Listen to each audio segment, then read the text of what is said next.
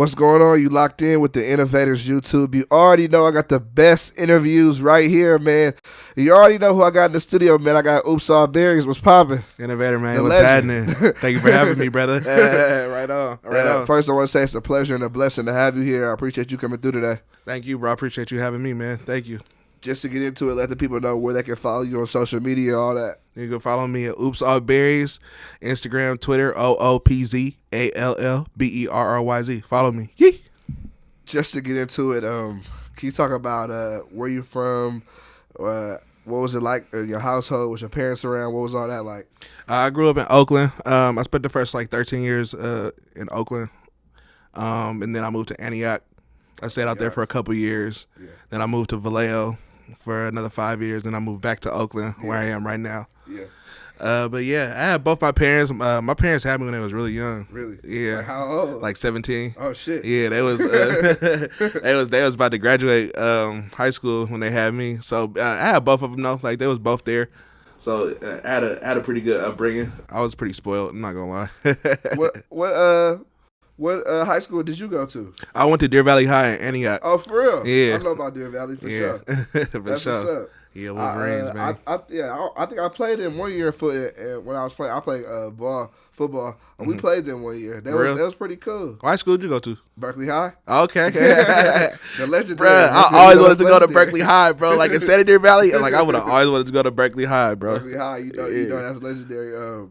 So can you tell the people like all the things that you do and got going on, because you got a lot of shit going on. We can look at the table. You Right. got your own face on a raw rolling tray. Which Right. you got your rolling papers. You got your own strain. Like, talk about it. Yes, sir. So I'm a cannabis entrepreneur. I've been in it for a minute. I guess you could say like I just been pushing this Oopz brand, man. I guess I kind of stand out. You can see like I wear tie-dye all the time. But I guess like a lot of people resonate with that. So I got my own raw rolling tray. I got my own cannabis brand. I got my own rolling papers. I got my own merchandise. Yeah. So it's going up right now. Do you ever deal with Bud Light too? I saw you had something going on there, the tie dye. You got a deal with them or with something? I did. It was like for like a month or so. Okay. Yeah, they sent me some product and said promote this because like I feel like they was inspired by me when they did that retro tie dye thing. They had reached out to me. And I didn't reach out to them; they reached out to me, which is crazy. Yeah, that's crazy. But that was dope. That was a good look, man. Just because these are the questions I got. Before, you are someone that I would say has you've been a part of a lot of movements as far as the music in the Bay Area. Indeed. Even probably before you was all the weed stuff going on at the same time? Because I remember first seeing you in the HBK days. Yeah, right, in the videos. That's when I first see you. I was like, who is this nigga? Because you do stand out. You got the tie-dye shirts, but like, what was it like during that time of the HBK movement? Like, because you got to see everything firsthand. Like, the Bay never really seen nothing like that since then. Like, man, bro, it was amazing times, man. So. Basically, I was smoking weed like back then, but like it wasn't like as heavy as it is now. Like I was just like the homie who had some weed, and my house happens to be the Schmop house. Exactly. And so like everybody used to come through there, and like we just used to burn hella much, and we all vibed, and I guess that's how I would say I got into the HBK Schmop life. Yeah. Because everybody would be at my house and we'd just be kicking it. So your house was always like that, or how did your house end up being a kicking spot? Really, like I was a fan of HBK Schmop life. I would hear him on KMEL.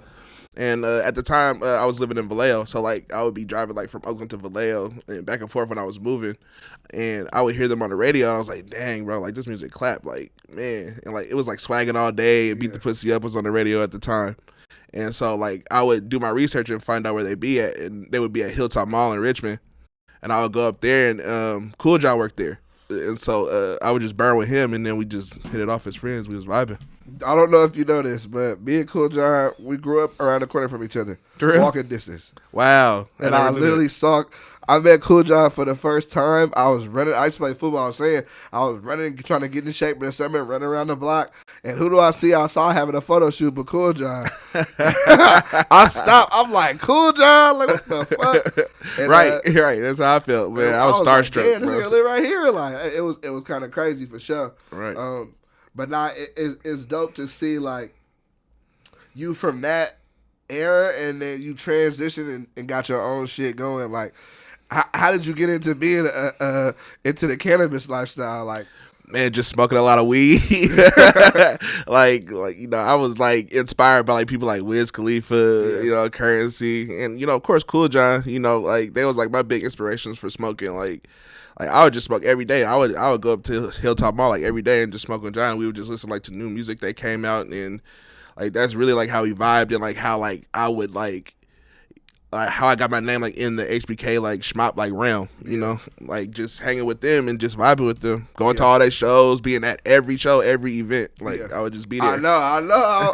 I would see. I was like, damn. Like I just thought I thought it was kind of dope because you didn't do music, but you kind of had your own. You had your own thing going, which I thought was kind of pretty dope. Right, and it's lasted. Look, you still pushing it now. That's crazy. How did you like get into the tie dye and like?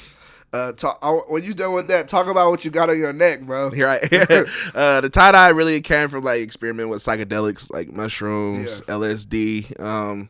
Just being like inspired by the hippies in the '60s. You know, that's what they did, like to open their mind, broaden their minds. Yeah. So I was inspired by them, really, and the beads and stuff right here, like it's like earth energy. It's like the chakras, like of the earth. So I got quartz right here. I got some tiger eye. I got some shells from Hawaii. Damn. Yeah, I got some amber and turquoise right here. So it's just really just like the energy from Earth. It brings me good vibes, and you know I wear them every day. Every day. So keep the bad energy away for sure. Facts. Need to. It's crazy world. Got to. What is your goal with the cannabis? Like, how far do you want to take it? Man, I want to make cannabis movies. Like I want to make like high quality like stoner films. You know, I don't know if you know the production company A24. I'm not sure. It's like, okay, so they're like a big production company, and like if I was to do like anything, I want to make like stoner inspired high quality films. Like that's the main thing. Like when I transition over, that's what I want to do. But right now I'm just pushing this, you know, this strain. How do you get your face on a roller tray? Please let me know that for sure. Man, dude, that was crazy. Honestly, I got cool with the owner of Raw through my show Loaded Up. Yeah. Loaded Up ENT. That got really big, yo. We honestly went viral. We went viral on Instagram, and I guess the owner of Raw had seen that because we was rolling up like big old joints, like half pound joints, yeah. And so we had posted. I guess the owner of Raw had become a fan of the show, and he had reached out, and he had said in my DM, he was like, "Bro, it's gonna take a minute. It's gonna probably take like a year, but I promise I'm gonna put your face on a Raw tray." That's crazy. Yeah, and I was like a year had passed or whatever. I'm like, yeah, he was jazzing or whatever. And then like a year later, I see like a post on like one of like their like off-brand sites. Yeah. And it was like my face on this tray, and it was like two other trays. That's crazy. And I posted it, and then the owner had seen, he was like, "No, take that down, take that down." I was like, "What? This is actually happening?" Oh man. And then probably like within a month or so, like my face was everywhere everywhere around the world on a Raw tray. It was insane, bro. That's hella tight. Yeah, that was insane. Like I still to this day like cannot believe that happened. But that's super raw. Yeah, bro. How did the Loaded Up start? Like how did all that start? So basically, Cool John was doing it first. Okay. And one day he had called me. We was up at Hilltop again, and he had said, "Come up here, bro. Like we doing something crazy." And it was like a 5-gallon like gravity bong. It was like the Alhambra like water bottle thingies. Yeah. And they was filling that up with smoke and saying, "Hit this like a gravity bomb." And after that video had surfaced, like I had seen like the production of Loaded Up, and I was like, yeah, I want to be a part of this.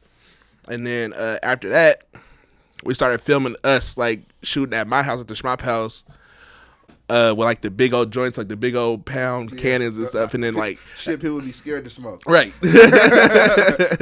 We was on like some heavy Cheech and Chong like type shit, but like black people. You know what I'm saying? Yeah. But yeah.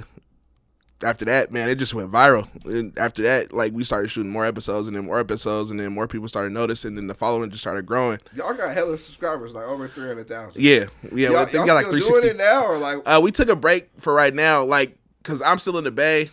Everybody just recently moved out here, so I'm pretty sure like we gonna get back into it. Yeah. Like we kind of like all separated for a minute, like trying to get like everything right. But YouTube like kept putting strikes on our channel. Yeah. So like we couldn't even we couldn't even upload nothing. So like we had to like make it like more friendly, and like that was hard. Like we kept trying to figure it out, like how we could like make it still grow without being striked or flagged.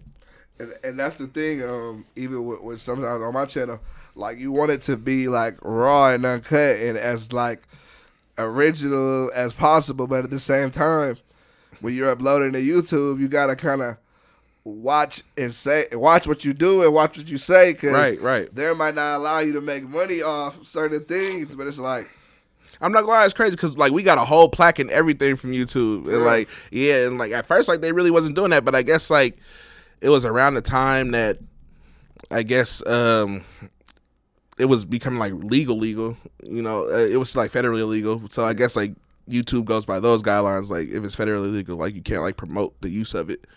And so like it kind of like stopped for a minute, but we're still close, and like we gonna get back into it for sure. Yeah, I think that's tight. The rolling papers. Yes, sir. The Oopz All Berriez rolling papers. Where can people get those at, man? Right now you can get it on oopsallberries.com. Yeah. Also got merch, other merch on there you can get. That's the website, man. Go get them. They're dope. It's organic hemp rice papers. It's all natural. So yeah, get you some. They smell good? Yes, sir. Yeah, good roll up. You also got the cereal box. Yeah. And I saw a lot of people with this cereal box. Rick Ross. Yeah. You posted, you had Wiz with the weed, G-Eazy. Yes, sir. You got a lot of people rocking with your movement. Like how does that feel? It feels amazing, man. Like I'm glad like people embrace me in the industry. People could be weird to me, but like I'm glad like people like resonate with me and just showing me love. That's crazy, like to have like those people like show me love, like Rick Ross, Wiz Khalifa, it's wild, yo. Has there ever been times where people are like, "Don't do it," or "I don't think this is gonna work for you," or like, with the weed, yeah. My family was like, "You smoke too much weed, like you do it too much." like they looked at it as an addiction, kind of. For real, yeah. For me, smoking every day, but I was like, nah, man. It's like I'm doing something positive with it, and like you gonna see. And I showed them. Yeah. Nah, for sure. I think that's anything when somebody does something outside the box. Like you got to make believers out of people. Facts. And I can definitely say that's what you did for sure. I appreciate that. I got this funny memory of you, and just when it popped into my head. On the West Coast video, you in there, you going hella dumb. Yeah. I've always been going though, like when I'm around good energy, like I'm feeling myself, like I just like to be turned up. You feel me? Yeah, for sure. I was like, man, it just when your energy always feels like you got good energy, you having a good time, like you brighten up it's the colors, it's the energy. Yeah, that's all I'm about, man. They niggas, they rock a lot of black hoodies and shit. Right, it's Mobby out there, you know what I'm saying? It's Mobby. But like I try to bring like a different like little sauce to it, you know what I'm saying? What I was like, what's the most weed you smoked in a day? In a day? Ooh. If like just to myself. Or like collectively, I'll do collectively. Probably like 3 pounds. Really? Yeah. Cause like the days we was rolling the raw cannons and like all that stuff. I don't know how people smoke. I see it, but I'll be like, damn, like. Honestly, when we first did it, bro, I felt like I was gonna die. Like literally, like cause first we had like the 2 pound big old joints, and then we had like the pancake skillet. Like, and then we put like a whole ounce of wax on there and let that burn in the house. Plus the 2 joints that's going like I could not see in front of me, bro. It was insane. You never had no anxiety attacks or nothing? Yeah, definitely do. Okay. Definitely. But it's like Cause Cool John, like when we do stuff like that, he like to close all the windows and like make sure like we really get like the full experience. Yeah. And so like when everything was burning, like he just like the whole house like get like smoked out, and then like we let the smoke loose.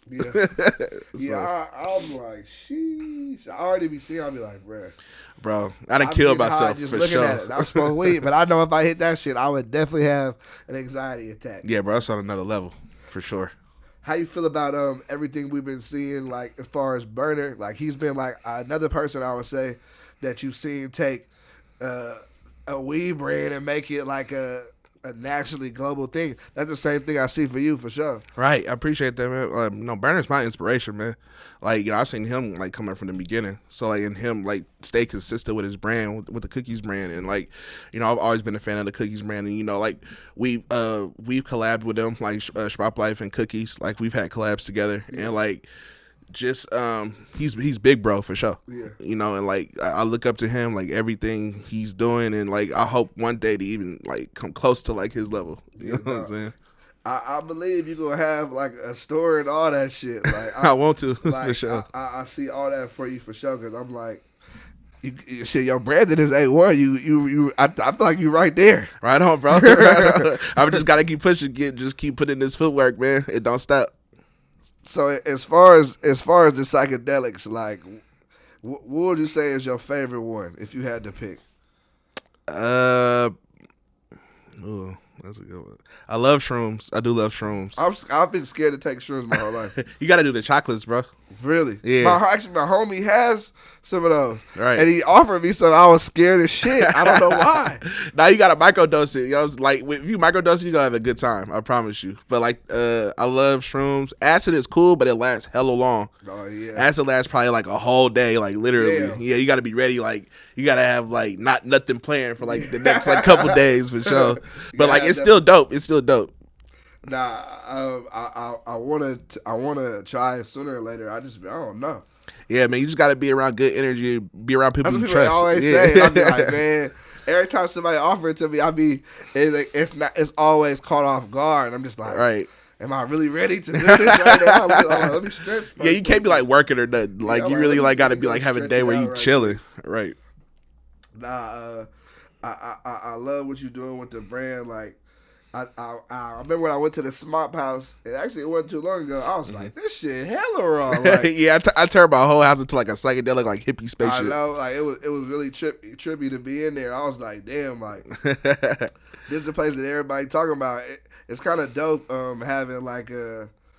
It's down there like a headquarters. It's like, a landmark, bro. Yeah, it's a landmark. I have so many memories there, bro. Like it's Yeah. insane. Like the Schmop House is really like going down in history for sure. As a landmark for sure. Like so many music videos, so many like too many to count, bro. There are too many parties, like everything, documentaries, all type of stuff, man.